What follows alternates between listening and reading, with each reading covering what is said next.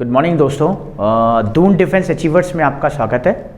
हम लोग English grammar की सीरीज कर रहे हैं जिसमें हम लोग प्रोनाउन के चैप्टर के बारे में हम लोग डिस्कस कर रहे थे।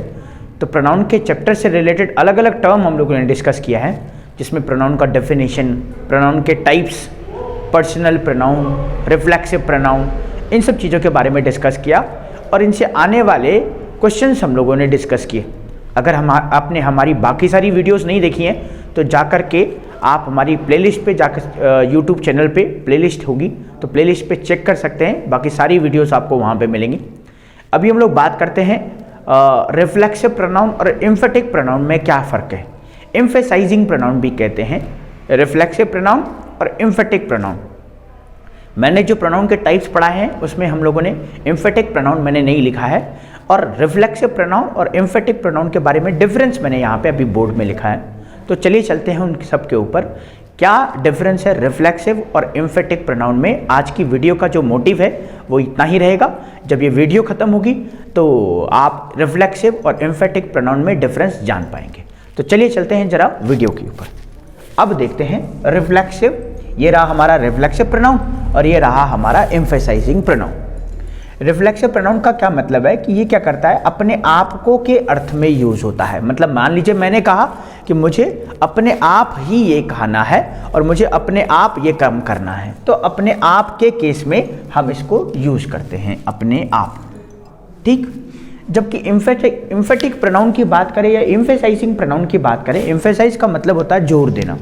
तो जोर देने का मतलब है आप जब किसी चीज़ को एम्फेसाइज कर रहे हैं कि ये मैंने ही किया है, तो यहाँ पे वो क्या करता है, एम्फेसाइजिंग जो प्रोनाउन है उसका अर्थ स्वयं या खुद अपने आप ही के अर्थ में यूज होता है। अपने आप ही के अर्थ में मतलब मैंने ही ये किया है, ये मेरे भाई ने ही किया है, ऐसा वो बोलना चाहेगा। और इसमें अपने आप किया है, मैंने अपने आप किया है, और इसमें मैंने ही किया है, अपने आप ही किया है। तो इसमें क्या होगा, इसमें जोर दिया जाएगा। किस पे दिया जाएगा, सब्जेक्ट पे। सेकंड वाला टर्म देखना थोड़ा सा जरा, इसको अच्छे से समझेंगे। जब किसी सेंटेंस में वर्ब का सब्जेक्ट तथा ऑब्जेक्ट एक ही व्यक्ति या वस्तु हो तो वर्ब के ऑब्जेक्ट के रूप में रिफ्लेक्सिव प्रोनाउन का यूज होता है। जैसे मैंने एग्जांपल लिखा है, रोहन रूइंड हिमसेल्फ। अब आप देखना, ये रहा हमारा सब्जेक्ट, ये रही हमारी वर्ब और ये रहा हमारा वर्ब का ऑब्जेक्ट बोले या सब्जेक्ट का ऑब्जेक्ट। ये अच्छा क्या बोलना चाह रहा है, सेंटेंस में वर्ब का सब्जेक्ट तथा ऑब्जेक्ट एक ही व्यक्ति हो। अच्छा, ये वर्ब का सब्जेक्ट कौन है, ये रोहन, या फिर इसको इस तरीके से कहें कि रोहन के लिए जो वर्ब यूज हो रही है ये रूइंड है एक। और दूसरा क्या कह रहा है, तो वर्ब के ऑब्जेक्ट के रूप में, तो वर्ब के ऑब्जेक्ट के रूप में भी क्या होगा, रिफ्लेक्सिव प्रोनाउन का यूज होगा। कब, जब वर्ब का सब्जेक्ट तथा ऑब्जेक्ट एक ही वस्तु हो। अच्छा, वर्ब का सब्जेक्ट ये रहा और वर्ब का ऑब्जेक्ट ये रहा, और ये हिमसेल्फ कौन है, ये रोहन है। भाई रोहन रूइंड हिमसेल्फ, रोहन ने अपने आप को खराब किया, अपने आप को डिस्ट्रॉय किया, ऐसा वो बोलना चाह रहा है।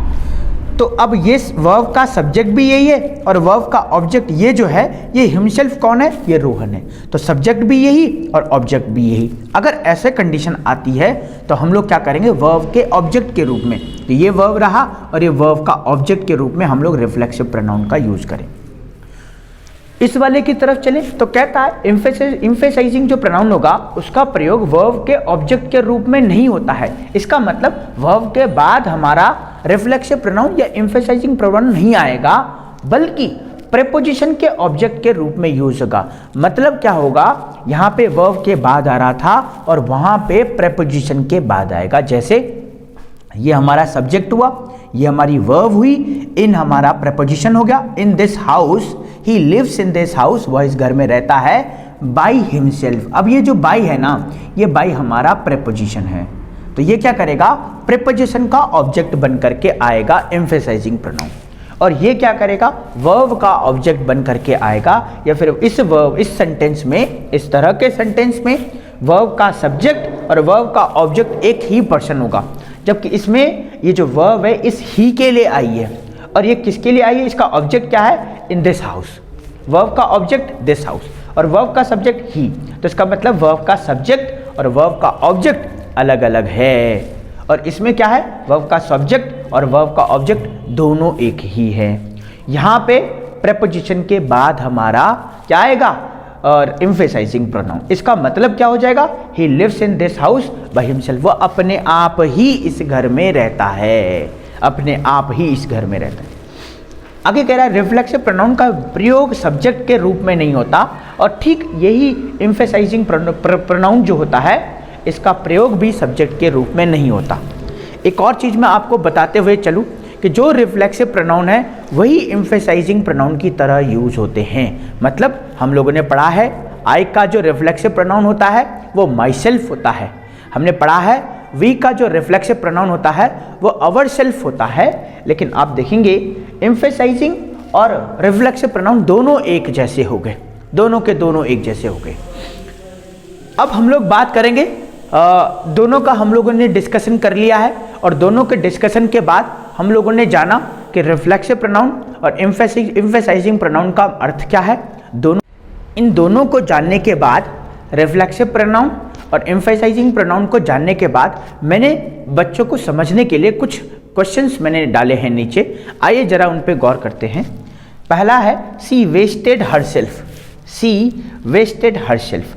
अब आप देखना, ये रहा सब्जेक्ट, ये रहा वर्ब और ये रहा ऑब्जेक्ट, लेकिन ये ऑब्जेक्ट कौन है, ये इसी ही, ये वर्ब रही हमारी, और इस वर्ब का सब्जेक्ट ये है और इस वर्ब का ऑब्जेक्ट ये है, और ये हरसेल्फ यही है। इसका मतलब जब वर्ब का सब्जेक्ट और वर्ब का ऑब्जेक्ट दोनों एक ही चीज हो तो उसको हम लोग क्या कहेंगे, रिफ्लेक्सिव प्रोनाउन कहेंगे। ये हमारा रिफ्लेक्सिव प्रोनाउन यूज होगा। नेक्स्ट क्वेश्चन देखते हैं, दे क्वेरल्ड अमंग देमसेल्व्स। अच्छा, उन्होंने क्वेरल्ड किया किस पे, अपने आप के बीच में ही। दे हमारा सब्जेक्ट है, क्वेरल्ड हमारी वर्ब है, ये प्रपोजिशन है और ये ऑब्जेक्ट है। तो देमसेल्फ कौन है, इस दे के बारे में बात हो रही है।